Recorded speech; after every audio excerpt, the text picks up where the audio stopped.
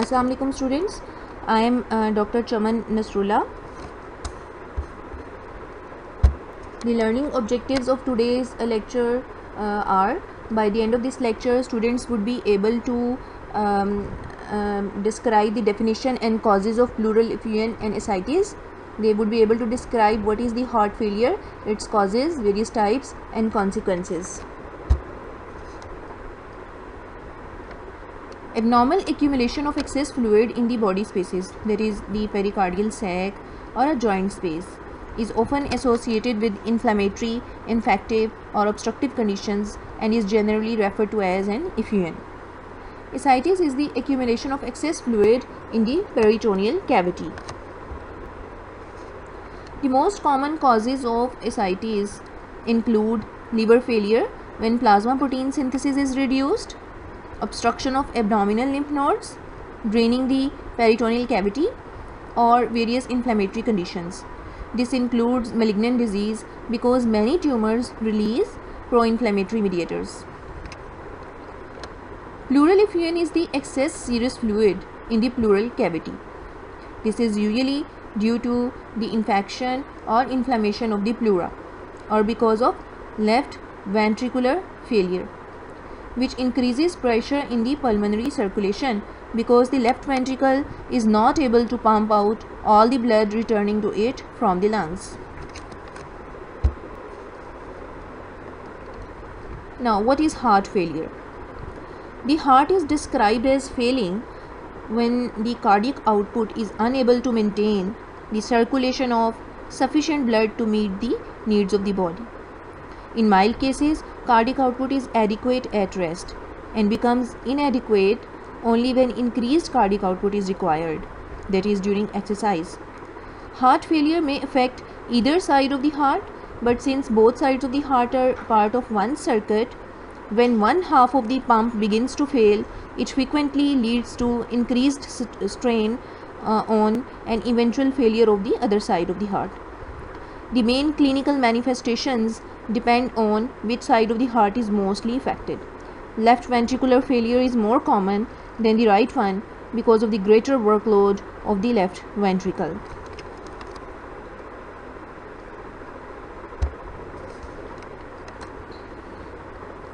The decreased renal blood flow activates the renin-angiotensin-aldosterone system, which leads to the salt and water retention, and this increases blood volume and cardiac workload too.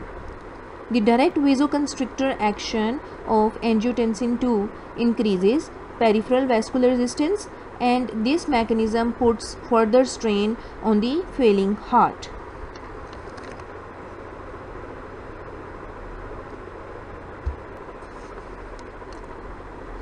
Now, when a heart failure happens acutely, the body has little time to make compensatory changes.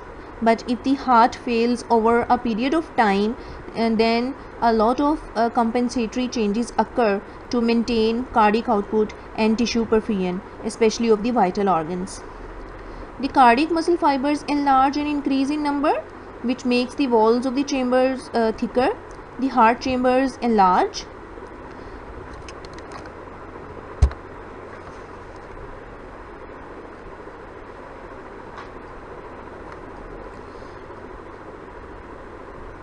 What is acute heart failure?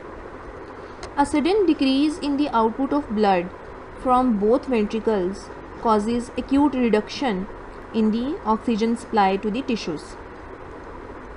Recovery from the acute phase may be followed by chronic failure, or death may occur due to the anoxia of vital centers in the brain. Effect on the body systems, they are variable and they depend upon the cause of the failure too. The commonest causes, they are myocardial infarction and pulmonary embolism, blocking blood flow through the pulmonary circulation. The heart fails if it can't pump hard enough to overcome the obstruction. Severe cardiac arrhythmias, when the pumping action of the heart is badly impaired or stopped. Rupture of a heart chamber or a valve cusp both greatly increase the cardiac effort required to maintain the adequate output. And a severe malignant hypertension, which greatly increases resistance to blood flow. All these are the causes which lead to acute heart failure.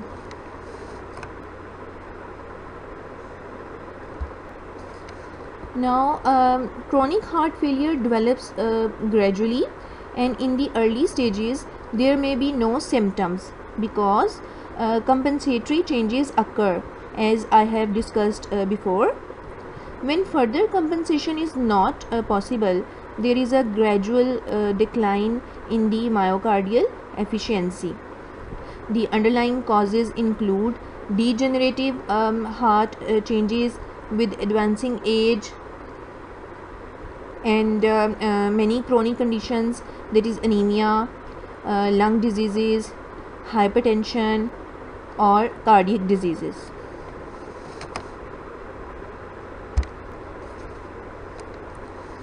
Right-sided heart failure, which is also known as the congestive cardiac failure. In this, the right ventricle fails when the pressure developed within it by the contracting myocardium is not enough to push the blood through the lungs.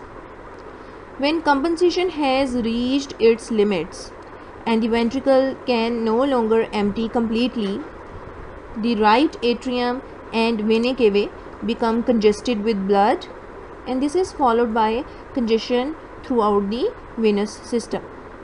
The organs affected first are the liver, spleen, and kidneys. Edema of the limbs and ascites, that is excess fluid in the peritoneal cavity, usually follow. This problem may be caused by increased vascular resistance in the lungs or weakness of the myocardium. Now, resistance to blood flow through the lungs. When this is increased, the right ventricle has more work to do. It may be caused by pulmonary embolism, left ventricular failure, when the pulmonary circulation is congested because the left ventricle is not clearing all the blood which is flowing into it, narrowing of the pulmonary valves, weakness of the myocardium may be due to the ischemia which follows infarction.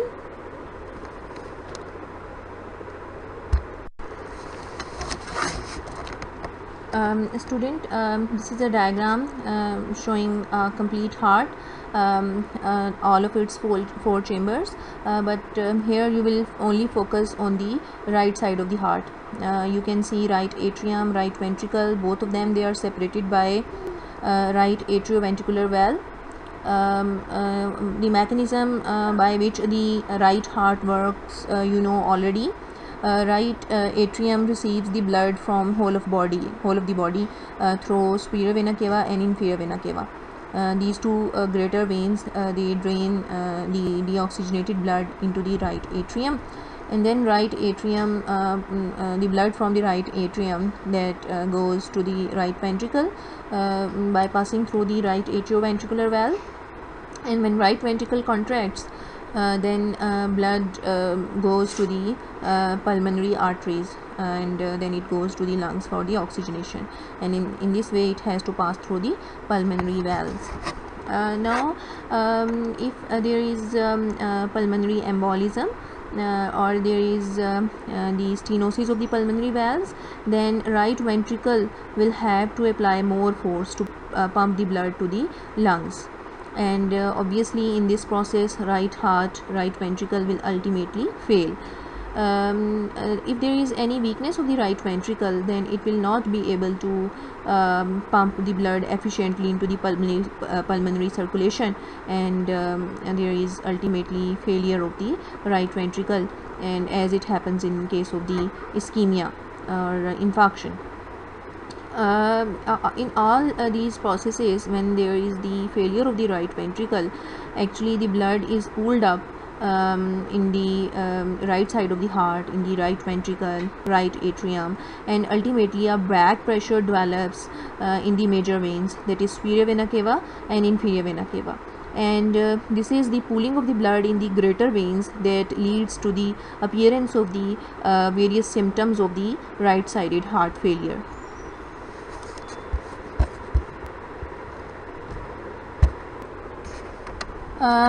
Students, in this diagram you can see the symptoms which result as a consequence of the right sided heart failure.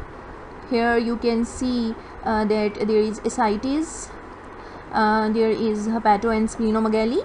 Obviously when the blood gets pooled into the larger veins, it start oozing out into the peritoneal cavity, which is known as ascites. It also leads to the congestion of the liver and spleen, leading to the hepatomegaly and splenomegaly. Here you can also see the pedal edema. There is edema of the feet, and there is a condition known as the cor pulmonale. Cor pulmonale is a condition in which the right sided heart failure occurs because of the lung pathologies like COPD, chronic obstructive pulmonary diseases.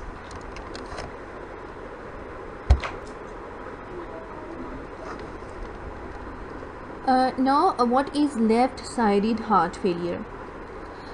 This occurs when the pressure developed in the left ventricle by the contracting myocardium is not enough to force blood into the aorta, and the ventricle can't then pump out all the blood it receives.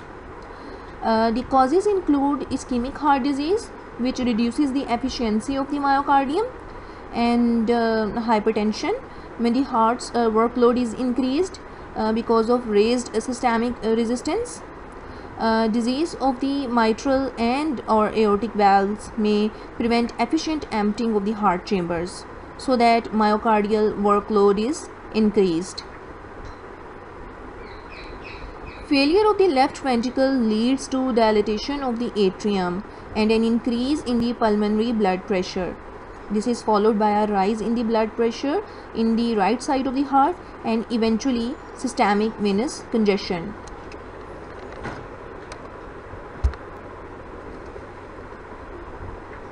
In left sided heart failure, exercise tolerance is progressively reduced as the condition worsens and is accompanied by cough caused by pulmonary edema.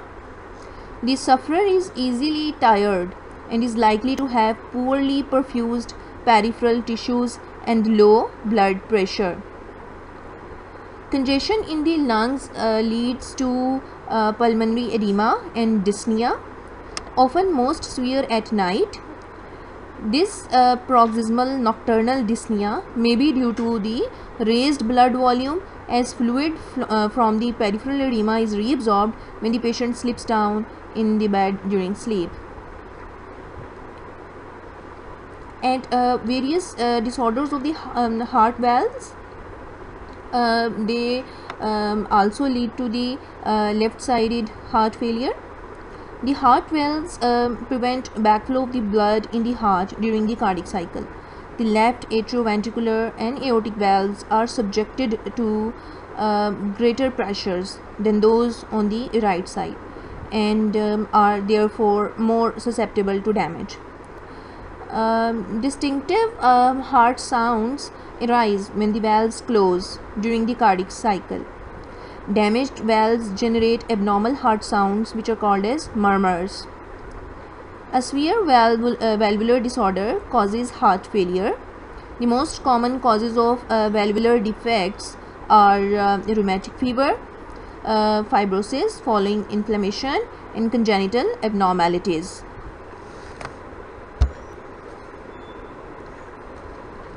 Now, what is stenosis and incompetence of the valves?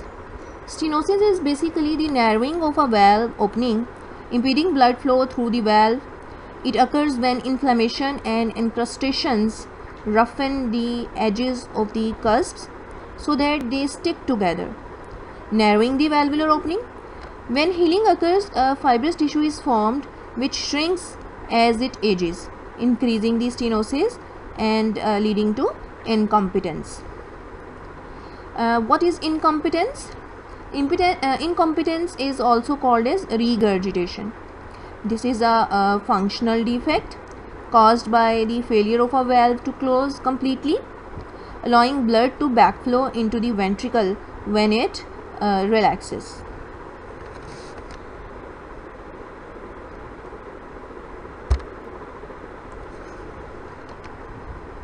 Now students, this is the diagram I have shown you before, but here in this case you will focus on the left sided heart. First of all, we discuss the mechanics of the left side of the heart. You know that left atrium receives blood from the pulmonary veins. It is basically the oxygenated blood which is coming from the pulmonary veins into the left atrium, and left atrium pumps this blood into the left ventricle, and this blood has to pass through the left atrioventricular valve, which is also known as the mitral valve. And when left ventricle contracts, it pushes the blood into the aorta, and the blood has to pass through the aortic valves. Now the competency of the valves and the ventricular walls is very important for the proper working of the left side of the heart. Now suppose if there is hypertension, and that is there is increased vascular resistance, then definitely the left heart will have to work more. It will have to apply greater force to push the blood through the vessels which are having greater vascular resistance. Similarly, if there is the stenosis of the aortic valve, then left ventricle will have to apply more force to pump the blood into the aorta. Or if there is the weakness of the left ventricle in case of the myocardial infarction, then the left ventricle will not be able to pump the blood into the aorta efficiently. Or if there is the incompetence of the AV valve or mitral valve, then during ventricular systole, when the ventricles will contract to push their blood into the aorta, the blood will backflow into the left atrium. This will lead to the pooling of the blood in the left atrium, and ultimately all these events, they put back pressure on the pulmonary circulation, and ultimately pulmonary hypertension and develops, and other symptoms related to the pulmonary edema, they also appear.